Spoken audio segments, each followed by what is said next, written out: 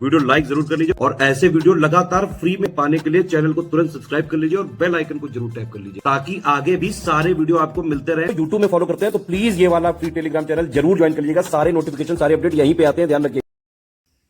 आपकी प्रीलिम्स की परीक्षा समाप्त हो गई, दोनों पेपर आप देकर घर वापस हो आए हैं या फिर रास्ते में होंगे, लेकिन उत्तर कुंजी जानने की उत्सुकता और जो घर बैठे हुए हैं नहीं देने गए थे उनके अंदर भी बनी रहती है। जो दिए हैं वो तो जानना ही चाहते हैं कितने प्रश्न सही हुए, और जब मामला CSAT का हो तो उत्सुकता और प्रबल हो जाती है क्योंकि कॉपियाँ चेक होना न होना इसी पर टिका हुआ है। तो हिंदी वाले सेगमेंट की लेकर प्रस्तुत है, बाकी हिस्सों की भी आपको मिली रही है। 25 प्रश्न आपके हिंदी के थे, साधारण ही थे, कोई बहुत ज़्यादा कठिन नहीं थे, लेकिन फिर भी सावधानी रखने की आवश्यकता थी क्योंकि साधारण प्रश्नों में गलतियाँ ज़्यादा होने की गुंजाइश रहती है।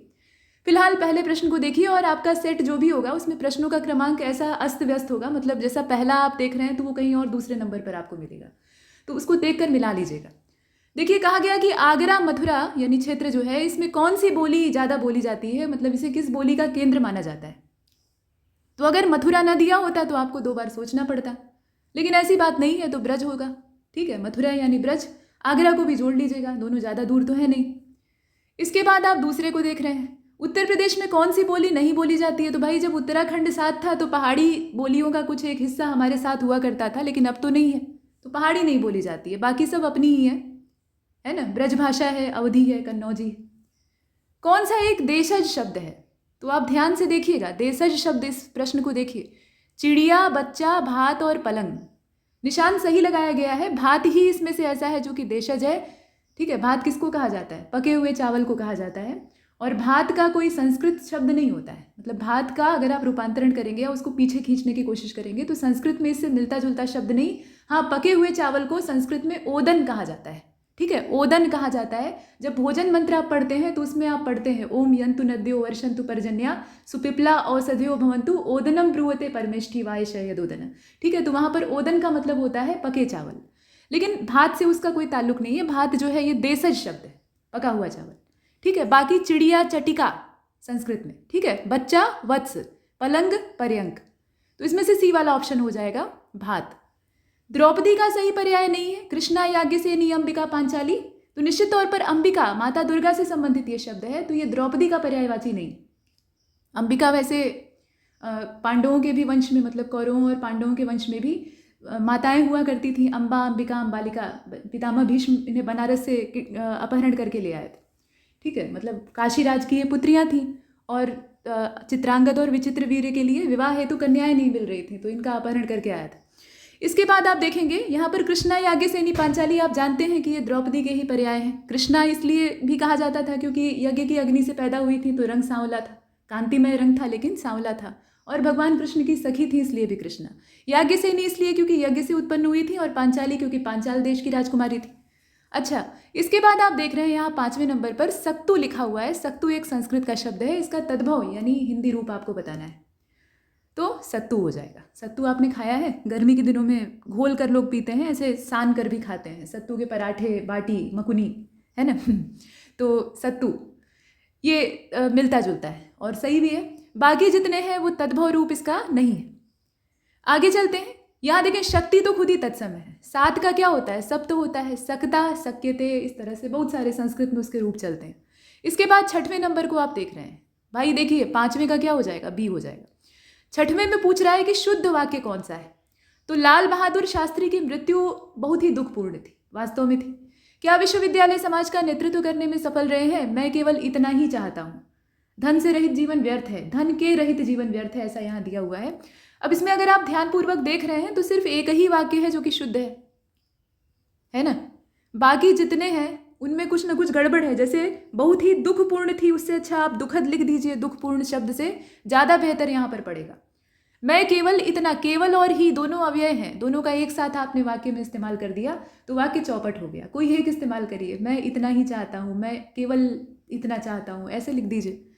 धन से रहित जीवन व्यर्थ है, नहीं तो बहुत अच्छा आप लिख दीजिए धन रहित जीवन व्यर्थ है, पैसा नहीं है तो सब खत्म, तो रहित सिर्फ लिखना था, यहाँ के और से लगाने की वैसे भी आवश्यकता नहीं थी। सी वाला ऑप्शन सही था 6वें का।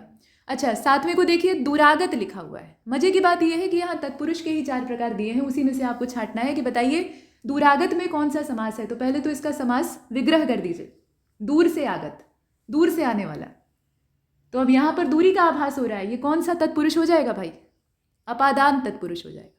ठीक है, ध्यान दीजिएगा, अपादान होगा। बहुत से लोग अधिकरण और अपादान में कंफ्यूज है, लेकिन अधिकरण यहाँ पर नहीं होगा। ठीक है, 8वां देखिए, इनमें से कौन सी बोली पूर्वी हिंदी की नहीं है? पूर्वी हिंदी में कौन कौन सी बोलियां आती हैं? अगर आप जानते हैं तो आप आराम से कर लेंगे। और पूर्वी हिंदी की इसमें से बोली कौन सी नहीं? ध्यान से देखिए, तो अवधी, बघेली और छत्तीसगढ़ी जो है ये पूर्वी हिंदी में आती हैं। ठीक है, तो यहाँ पर आप देखेंगे कि अवधी, बघेली और छत्तीसगढ़ी जो है ये पूर्वी हिंदी का हिस्सा है। हालांकि भोजपुरी जो है ये भी पूर्वी हिस्से में ही बोली जाती है, लेकिन यहाँ पूर्वी हिंदी का जो क्लासिफिकेशन है उससे भोजपुरी को बाहर कर दिया गया है। ठीक है, आगे चलते हैं। 9वां देखते हैं भाई, यहाँ कहा गया कि विलोम युग्मों में से गलत का चयन करिए। तो विमुख का दिया है प्रमुख, निष्काम का दिया है सकाम, विधवा का दिया है सधवा और स्वाधीन का दिया है पराधीन। तो साफ साफ देखकर मालूम हो रहा है कि बाकी सब तो सही है। निष्काम का सकाम ही होता है, कामना युक्त और कामना रहित, कामना रहित और कामना युक्त। विधवा सधवा आप जानते ही हैं, सुहागन और विधवा। स्वाधीन और पराधीन का अर्थ पता ही है। विमुख और प्रमुख नहीं होगा। यहाँ पर आप प्रमुख का निम्न कर सकते हैं और विमुख का क्या कर सकते हैं? विमुख मतलब जो मुंह मोड़ कर खड़ा हो, मतलब उसका मुंह आपकी तरफ ना हो, दूसरी तरफ, है ना? तो उसका क्या हो जाएगा? सन्मुख हो जाएगा।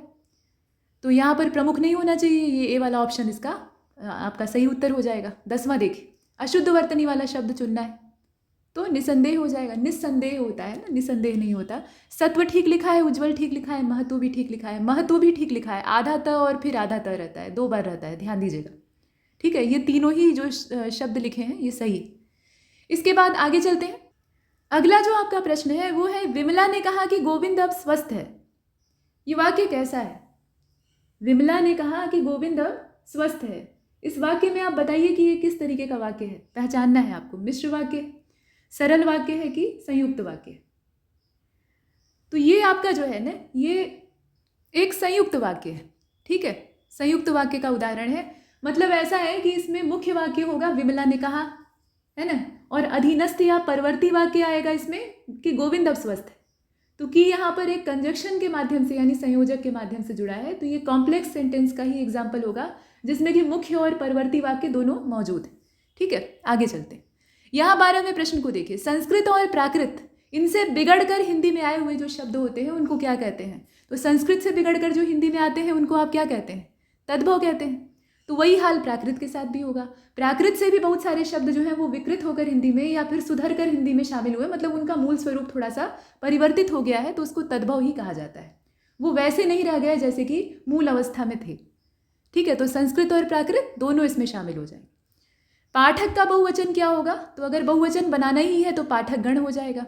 हालांकि पाठक शब्द भी सही है, तो यहाँ पर पाठक गण चूंकि दिया हुआ है इसलिए आप पाठक गण को चुनिए। वैसे पाठक शब्द जो है ये दोनों अर्थों में इस्तेमाल होता है, मतलब एक वचन और बहुवचन दोनों तरीके से ये वाक्यों में प्रयोग होता है। आशा है पाठक संतुष्ट हुए होंगे, आशा है पाठक को यह रचना पसंद आई है। अब यहाँ पर जो दूसरा वाला वाक्य मैंने बताया है उसमें ये एक वचन के लिए इस्तेमाल हुआ है, और पहले वाले वाक्य में आशा है पाठक संतुष्ट हुए होंगे, यहाँ पर क्या है, ये बहुवचन में इस्तेमाल हुआ है। तो अगर ये पाठक गण नहीं दिया होता तब हम पाठक को चुनते, लेकिन चूंकि दे दिया है तो हम डी वाले ऑप्शन को चुनेंगे। तो इसके 13वें का सही जवाब डी होना चाहिए। इसके बाद 14वें को देखिए, यहाँ देखिए कौन सा वाक्य अशुद्ध है? लड़कियां जा रही थीं, 4 बजा है, अनेक प्रकार की विद्याएं सीखी, वे लोग विविध विषयों से परिचित थे। ठीक है, अब इसमें आप बताइए। तो इस वाक्य में आप, मतलब इन वाक्यों में आप देखेंगे कि जो बी वाला ऑप्शन है यही अशुद्ध है, बाकी सारे तो सही हैं। लड़कियां जा रही थीं ठीक लिखा है, अनेक प्रकार की विद्याएं सीखी, हालांकि इसमें कर्ता लुप्त है, कौन सीखा है ये नहीं पता, लेकिन जितना लिखा है उतना ठीक लिखा है। अनेक प्रकार की विद्याएं सीखी, बहुवचन इत्यादि का सही इस्तेमाल किया है। वे लोग विविध विषयों से परिचित थे, ये भी ठीक दिया है। 4 बजे हैं, ठीक है, 4 बजे हैं ना कि 4 बजा है।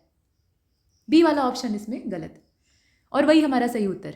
इसके बाद 15वें को देखिए, शब्दार्थ का सही युग्म नहीं है। मतलब इसका कहने का मतलब क्या है, जो 2 शब्द युग्म में दिए हैं उनका अर्थ समान है, लेकिन इसमें से कोई एक जोड़ा ऐसा है जिसमें कि दोनों के अर्थ आपस में मिलते हुए नहीं है। तो द्वीप और हाथी, हाथी को द्वीप कहा जाता है, कहा जाता है कि नहीं कहा जाता है? बिल्कुल कहा जाता है। कृति और निपुण एकदम सही है, ये कृति है, ध्यान दीजिएगा, त पर बड़ी की मात्रा है, यानी जो अपने काम में कुशल है, महारत उसे हासिल है, तो उसको निपुण भी कहते हैं और कृति भी कहते हैं। कृषाण और किसान का भी आपस में तालमेल है। कृषाण जो है एक तत्सम शब्द है और किसान के अर्थ से मिलता हुआ है, लेकिन इतर और बुराई 2 भिन्न शब्द हैं। ठीक है। इतर का मतलब ये होता है भिन्न, इस बात से इतर यानी इस बात से अलग, और बुराई का अर्थ आप जानते ही हैं। तो दोनों भिन्न शब्द हैं, इनका आपस में कोई दूर दूर तक का कनेक्शन नहीं है। डी वाले ऑप्शन को बाहर कर दीजिए। इसके बाद अगले प्रश्न को देखिए, महाप्राण ध्वनियां इसमें कौन सी हैं बताइए। अब महाप्राण होते कौन कौन से हैं अगर आप जानते हैं तो आप आराम से कर लेंगे। अब इसमें अगर आप ध्यान से देखेंगे तो इसका जो सही जवाब है वो इसका सही उत्तर हो जाएगा बी, ख ज फ भ। ठीक है, ये जो है ये महाप्राण है और इनके उच्चारण में आपको ज़्यादा प्राण वायु का इस्तेमाल करना पड़ता है, यानी ज़्यादा वायु निकालनी पड़ती है। ऐसे ही कुछ महाप्राण व्यंजन होते हैं जैसे कि ख घ छ झ ठ ढ थ ध फ भ, ये सब आप पढ़ रहे हैं ना, इनको जब आप पढ़ेंगे ना तो ज़्यादा जैसे फूंकना पड़ेगा बाहर की ओर, यानी जो आपकी प्राण वायु है, आपकी श्वास है, उसका आपको भरपूर इस्तेमाल करना पड़ेगा। तो बी वाला विकल्प इसका सही है। अच्छा यहाँ देखिए, ऊ हमरा के खेले ही ना देत, ठीक है, ऊ हमरा के खेले ही ना देत रहे। अब ये कौन सी बोली है, आप लगभग रोज ही बोलते होंगे, बताइए। भोजपुरी है भाई, ये जो है ना ये विशुद्ध भोजपुरी, हालांकि भोजपुरी के भी बहुरंगे प्रकार होते हैं। ठीक है, ऊ हमरा के खेले ही ना देत रहले। अब अगर आप गाजीपुर साइड में जाएंगे तो भोजपुरी ऐसी दिखाई देगी। तो ये बोलने का तरीका अलग अलग होता है, लेकिन टोन जो है ये भोजपुरी की है, बाकी बोलियों से इसका कोई ताल्लुक नहीं है। तो इसमें विशुद्ध भोजपुरी। अच्छा 18वें को देखिए, चरमोत्कर्ष, इसका आपको सिर्फ संधि विच्छेद करना है। आयोग ने बहुत ही अच्छे तरीके से यानी सज्जनतापूर्वक तरीके से आपसे संधि नहीं पूछी है, सिर्फ संधि विच्छेद करने के लिए कहा है। तो इसका क्या हो जाएगा, चरम धन उत्कर्ष हो जाएगा।